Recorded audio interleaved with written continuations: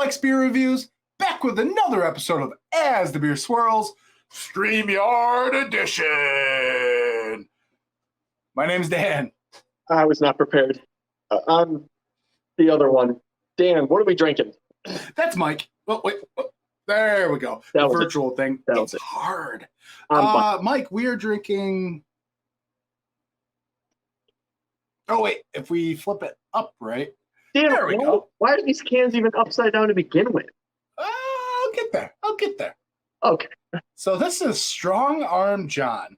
It looks like he is the cousin of the Hulk, perhaps. So anyways, this is a Citra, Amarillo, Simcoe, and Centennial. Oh, wait. And Nectaron-hopped IPA. Coming in at a whopping 6.75% ABV. So this is packaged 8/3/22 in search of. What are we in search of? You know what we're in the search of? Deliciousness. We are in the search to find out why this can was upside down. I tried doing a segue. It didn't work. Anyways, this is Hop Butcher for the World, Chicago, Illinois. Courtesy of Hop Butcher. Thank you so much for sending us some beers. Thank you, Hop Butcher. So we put it upside down because Hop Butcher has a tendency to leave some treats on the bottom of the can that drastically change the beer sometimes. They're good about that. They want you to have just some special surprise stuff. Whoa, this is coming out. Okay, it's clear. So we might not have to worry about all that sediment and stuff, but I'll give it a good little swirl. And we got a little ahead of ourselves, but we'll swirl anyway. Oh my gosh, I can smell it. No sediment. I poured the whole thing in like an idiot. Okay. Good job. Mike, also a fun fact. I love fun facts. We don't look at the back of the cans. We do not. Because it's tasting notes. But do you see that right there? You can't tell us these things. See that? No, I can't. What? It's a collab. With Resident Culture Brewing. Oh, okay. I feel like they've done a collab before with them. I feel like we have had that. Probably. Okay, well, good to know that. It's so really watered down. Get rid of the chill haze. It's hazy, but it's not like your New England hazy. This is more like old school, new school, Northeast Vermont, Maine kind of hazy. Yeah, I'll give you that. It's a watered down orange juice or Kool-Aid. Maybe like a West Coast. Yeah. Oh, it's like if you poured a wheat beer into a Pilsner. I like that. I immediately knew this is the color you were talking about. It's got that Hop Butcher head, but it's not as fluffy and foamy. Right. It's more rocky and soap sudsy. Mine's kind of dissipated. Yeah, dissipating fairly quickly, a little more so than normal, but it still looks good, and I'm already getting a whiff since we started to pour. Right. Well, let me try and get a whiff. Can you hear my fan? Is my fan the thing? I'm your fan here. Thanks. And I can hear me pretty well. Okay. All right. You talk, because I'm going to do something real quick. Oh, okay. All right. I'm getting some pleasant citrus in there. It's bright. But there is a nice little vegetal green to it. Okay. I didn't hear anything you said. But it doesn't matter. It's for them anyway. Yeah. I got bright citrus, little vegetal green in there. Ooh. Very, very pleasant, though. Hold on. It's very inviting. Oh, I'm smelling out of the can. Yeah, I'm going to have to go in and do that. We've noticed that as well, along with the fixings at the bottom. Yeah. That is a fruity kind of concoction. Yeah. It's like you get your citrus, but there's a bit tropical aspect to it. Like a deep blood orange, not blood orange. Okay. Very inviting though. It's beckoning you to drink this beer. Got a nice floral aspect to it. Okay. Mixed with some love pine. the way this beer smells. Oh, it smells fantastic. I get that, and I've said it with other beers before. I get that like bright, juicy orange Kool-Aid kind of aroma to it. So, you ready to dive in? Hashtag proper glassware. Cheers. Thanks, Hop Butcher.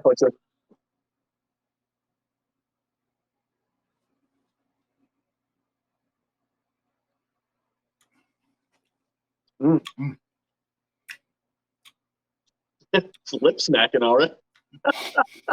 It's so juicy and delicious. It is. It's very juicy. All those aroma notes are just hopping through on the palate. There's like the sweet kind of like if you took an orange and lemon starburst. That's exactly what I was thinking. Mix it together, but then like there's Starburst. There's that kind of floral, spicy, peppery aspect to it. Yeah, but it's like a resinous pine almost, but with like a hint of like flower. I'll tell you what, it is there, and then it just gone, and you're like ready to go in for another sip. So around here, lilacs are kind of a thing. I'm kind of getting a lilac kind of floral thing. I don't know if you've ever been around them when they bloom, but yeah, I can see that. It's very bright and potent. Like there is some like dank vegetal kind of herbaceousness. There's a little bit of an oniony kind of. It kind of comes and goes. Like on the first couple sips, it was there, then it died away, and then it kind of peeked its head out a little bit, and then it didn't. So I'm just gonna sit here and just let it mature. ABV, 6.75. This body is full. Yeah, I was gonna say for the ABV. It's drinking a bit thicker than a 6, which it's so impactful. It's kind of it's difficult because like a lot of the flavors are like 3/4 of the way through the palate, just it's sliding, it's waterfalling right down the back of my throat, and I'm like ready to go in for another sip. But at the same time, you're right, the flavors are so impactful that I also want to just sit there and let it like marinate for a little bit. When was 8? Beginning of August. 3. So we're about under a month. Just under a month. I gotta say, there's a bit of a goodness. I'm getting like just a little burn. Are you really? Okay. Just like hop burn. Okay. Yeah. Just a little bit. Just enough. I wonder if because I'm starting to get like those fruits. They're so bright, but I'm also starting to get like a overripe, almost maybe rotten kind of fruit aspect, which I've had before that has turned into like, oh, now I'm starting to get hop burn. So it's delicious. Different. Yeah. And it's the choice of a new generation. Whoa, what are you doing over there? Setting the mood. We're all going to have to bear with Dan for a while he gathers his bearings in his new room. Oh, it's all over the place. I'm adjusting fans, whatever. Edition, there ain't no rules.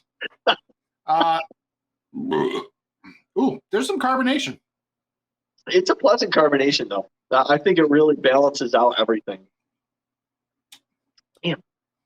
This reminds me of like the old school, not even like the old school, new school anymore. This sort of reminds me of like old IPAs, man. In a glass bottle, like your Ithaca Flower Powers. I was gonna say like jeez, I'm losing my mind. It's too late for this. But I know exactly what you mean. Alpha Cage Monkey from Custom Brew Crafters. Yeah, I mean, you can taste that like clean, crisp, bright IPA citrus notes on there, but you're still getting a nice little green vegetal dank aspect. It's almost a berry, maybe a little berry in there, like a little red berry. Might be. That might be that vinous aspect coming through. This thing is all over the map with flavors. It's delicious, though. It really is. It's very enjoyable. Man, we could make this a super long episode. We could make this. Listen, this could be on the level to compete with, I don't know, a 93 lumber. Spelled out. Spelled out. I'll tell you That's what I love about Keith over at 93 lumber. He doesn't care. He's like, I'm drinking this thing from beginning to end. I'm letting it warm up. I'm going through all the phases. You really get the whole experience. And I think this beer is just going to continue to bloom, if you will, as it goes along. That's yummy. You ready for some tasting notes? Sure. All right. We've got bright citrus. Okay. Bright peach. I can see that because I was getting a little like peach pitty kind of that sort of thing. Maybe apricot if I had to lean. Here you go. Juicy berry. There you go. See? We're almost there. I'll tell you what. I think this beer,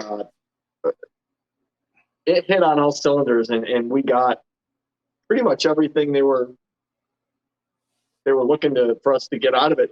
I'm curious as to what Resident Culture, what their I'll tell you, we've had more pale ales and West Coast or American IPA from Hop Butcher than ever before, whereas it just used to be like a bunch of hazies.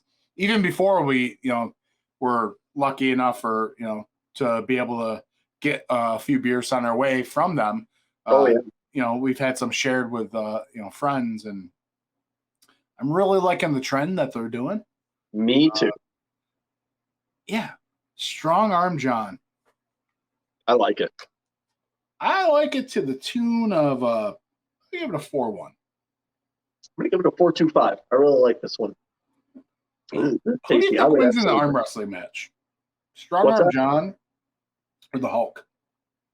I mean, I really don't know much about Jon's backstory. I feel like there is one, and there's something. I mean, they're clearly related. Missing. He's green. I like his fashion sense. He obviously knows how to dress. He's a classy guy, and I think he would win with grace. Do you think he's got his own little theme song when he walks in? Just like I'm picturing like what was that? The scuba sounds. Remember scuba sounds? Black and fish sandwich. Here comes Cajun John. Here comes Strong Arm Jon. Nobody can beat a Strong Arm Jon. Something like that. Who sang that though? Because I don't know. Scuba sounds. I've had, there's been a handful of times where I've had had blackened fish, and I'm just like, blackened fish sandwich. no one knows. Strong Arm Jon. If he can't do it, nobody can.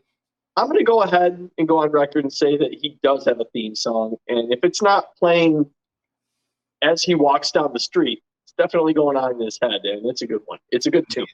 Indeed. All right, guys. Hey, if you've been here this whole hour special, then congratulations. All right. Hop Butcher, thank you. Thank you so much. This has been fantastic. Down in the description, all that good stuff. Cheers. Cheers.